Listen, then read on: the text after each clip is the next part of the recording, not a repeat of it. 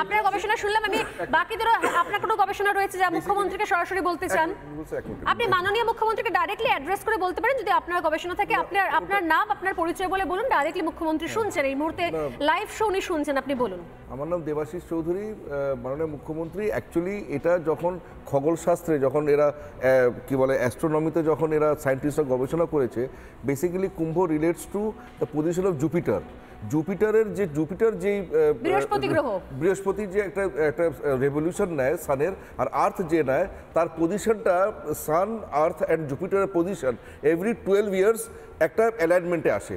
এরকম 12টা সাইকেল ঘুরতে যেরকম এক বছর সময় লাগে বলে আমরা জানি 365 দিন, ঠিক সেরকম বৃহস্পতির একবার পূর্ণ প্রদক্ষিণ একবার ঘুরতে বৃহস্পতির লাগে 12 বছর, মানে আর্থের 12 বছর। তো সেই জন্য আমাদের পৃথিবীর 12 বছর হচ্ছে বৃহস্পতির একবার ঘোরা, সেই জন্য আমাদের হিসাব অনুযায়ী। আর সেই জন্য এরকম 12টা সাইকেলের পরে আবার ফার্স্ট পজিশনে আসে জুপিটার, সেই জন্য সেটাকে মহাকুম্ভ বলা। আপনার 144 ইয়ার্স, মানে 12 গুণ 12। আচ্ছা, এটা হচ্ছে দেবাশিস চৌধুরী, উনি ইতিহাসবিদ এবং অধ্যাপক, ইতিহাসবিদ, তিনি তার বিশ্লেষণ শুনলাম।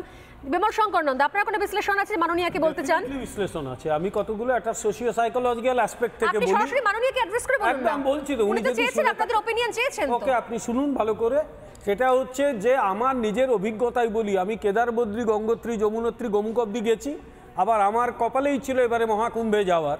আমি সত্যি এই জীবনে মানে অনেক পুণ্য করে জন্মেছিলাম বলে এগুলো করতে পারলাম।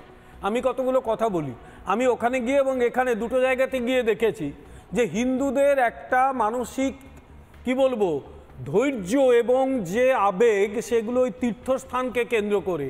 যে পারে সে কেদারনাথ, বদ্রীনাথ চলে যায়, সবাই পারে না। যারা পারে না তারা অপেক্ষাকৃত সহজ জায়গাগুলোতে যায়, অযোধ্যা বা আপনার নাসিক, উজ্জয়িনী, প্রয়াগরাজ, হরিদ্বার, এগুলো যাওয়াটা কঠিন নয়। সাধারণ মানুষ যায়, লক্ষ্য একটাই, সেটা হচ্ছে নিজেকে আরও বেশি পরিশুদ্ধ করা। এটা এমন নয় যে সবাই স্বর্গে চলে যাবে। ফলে সাইকোলজিক্যাল অ্যাসপেক্ট থেকে ভাবুন, এখানে মৃত্যুকুম্ভ বললে মানুষ কষ্ট পেয়েছে। আমি যে মানুষের সঙ্গে কথা বলেছি, মৃত্যুকুম্ভের কথাটাকে ভালোভাবে নেয়নি ওরা।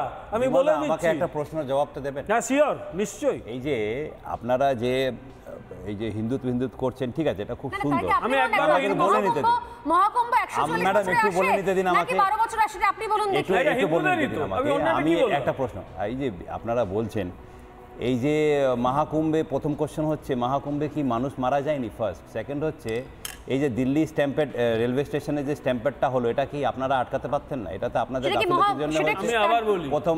সেকেন্ড হচ্ছে মহাকুম্ভে যে স্ট্যাম্পেড হয়েছে, ওটাও আপনাদের অ্যাডমিনিস্ট্রেশনের গাফিলতির জন্য হয়েছে। কিচ্ছু গাফিলতি ছিল না। একটু বলে নিতে দিন, আমার প্রশ্নটা করে নিন, তারপর আপনি জবাবটা দেন। হ্যাঁ, শিওর। হ্যাঁ, কিছু তো।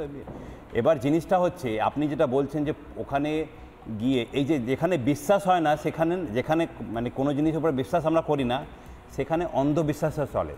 এই অন্ধবিশ্বাসকে আপনারা অস্ত্র বানিয়ে নিয়েছেন, আর এটাকে আপনারা ভোট ব্যাংক করছেন। আপনি বলুন তো, এই যে মহাকুম্ভে গিয়ে আমি বলি আপনাকে, আপনারা এখানে, আমরা সবাই এখানে হিন্দু বসে আছি, আমরা এখানে সবাই কিন্তু হিন্দু বসে আছি, সবাই বসে আছি।